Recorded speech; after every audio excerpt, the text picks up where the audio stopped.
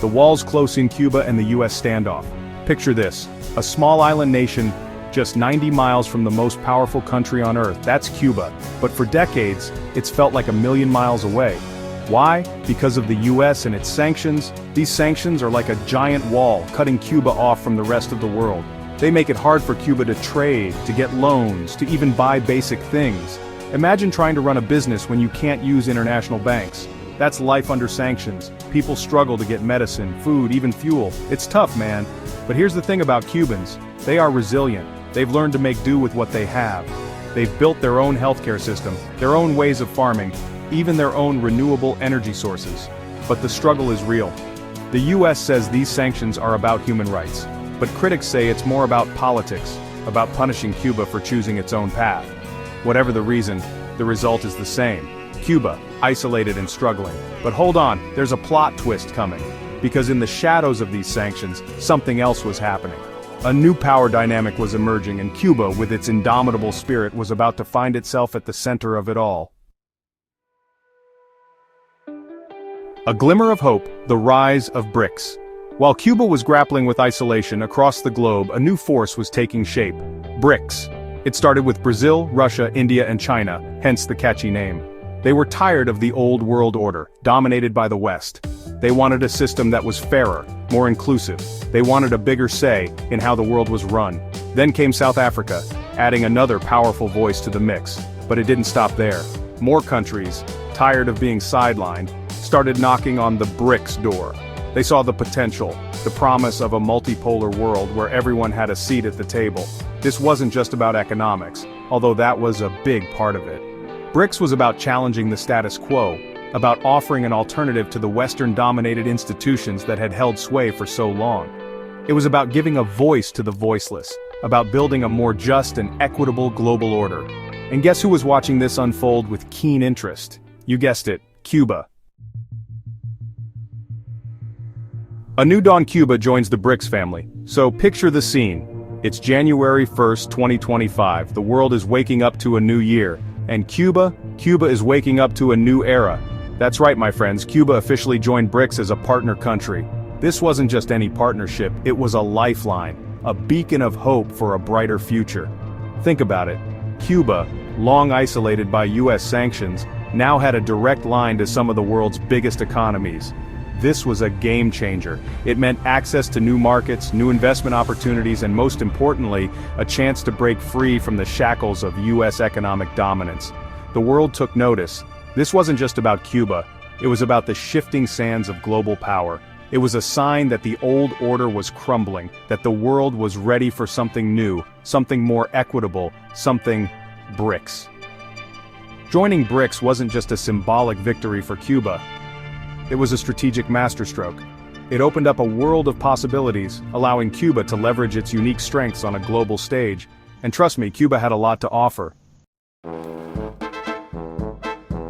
Breaking the chains, financial freedom with the NDB. Here's the thing about being under US sanctions. It's not just about trade, it's about being locked out of the global financial system. Imagine trying to get a loan to build a hospital or a school, but no bank will touch you. That's the reality for countries like Cuba. But with BRICS, things were about to change. Enter the New Development Bank, or NDB for short. This is BRICS' very own bank, a rival to the World Bank and the IMF, those institutions that often come with strings attached. Now Cuba had access to funding for development projects without having to bow down to the US or its allies. This meant they could invest in infrastructure, in renewable energy, in all the things that would help their economy grow. It was like getting a financial fresh start, a chance to chart their own course without the burden of sanctions holding them back. Section 5. Beyond the dollar, trading in new waters. For decades, Cuba had been forced to operate within the confines of the United States dollar. But with BRICS, a new world of financial possibilities opened up. They could now trade in other currencies like the Chinese yuan, the Russian ruble, or the Indian rupee. This was huge. Why? Because it meant reducing their dependence on the United States dollar, and therefore on the United States itself. It gave them more flexibility, more bargaining power in international trade. Imagine going to a market where you can only use one type of currency even if it's overvalued or unstable. Now imagine being able to use any currency you want. That's the kind of freedom BRICS offered Cuba. It was about diversifying their options, playing the field, and not being held hostage by the whims of a single superpower. Section 6. The world is watching Cuba's global stage. Cuba joining BRICS wasn't just about economics.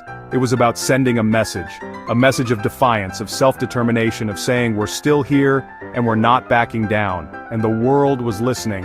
Other countries facing similar pressures from the West started looking at Cuba with renewed interest. They saw a small nation standing up to a superpower, and they wondered, could we do that too? Suddenly, Cuba found itself at the forefront of a global movement, a movement away from unilateralism and towards a more multipolar world. It was a heady experience for a nation that had been isolated for so long. Cuba's story had become a source of inspiration, a symbol of hope for those who dared to dream of a different world order. Section 7. A new world order shifting power dynamics. Now let's talk geopolitics, baby. Because Cuba joining BRICS was a major power move. It showed that the world wasn't content with the old United States-led order. It showed that there was a real appetite for change. Think about it, Cuba, right on the United States' doorstep, aligning itself with countries like China and Russia. That's not just a coincidence, it's a strategic shift of epic proportions. It sent a clear message. The United States was no longer the only game in town. The world was becoming multipolar, with BRICS emerging as a serious counterweight to the West. And this was just the beginning. More and more countries were realizing that the future was multipolar, that the days of one superpower calling all the shots were coming to an end. Section 8. A call to action. The future is in our hands. So, what does Cuba joining BRICS really mean? It means the world is changing, my friends. The old order is crumbling and a new one is emerging. It's a world where power is more evenly distributed, where different voices can be heard. It's a world where a small island nation like Cuba can stand up to a superpower and say, we're not playing by your rules anymore. It's a world where cooperation and mutual respect trump sanctions and isolation. But here's the catch. This new world order won't build itself. It's up to us, the people, to demand a more just and equitable world. We need to challenge the status quo, to question the narratives that have been fed to us for decades. So, let's pay attention to what's happening in Cuba, in BRICS, and in the rest of the world. Let's educate ourselves, let's have those uncomfortable conversations, and let's work together to build a future we can all be proud of. Because at the end of the day, we're all in this together. And a world where everyone has a voice, where everyone has a chance to thrive, that's a world worth fighting for. Peace out.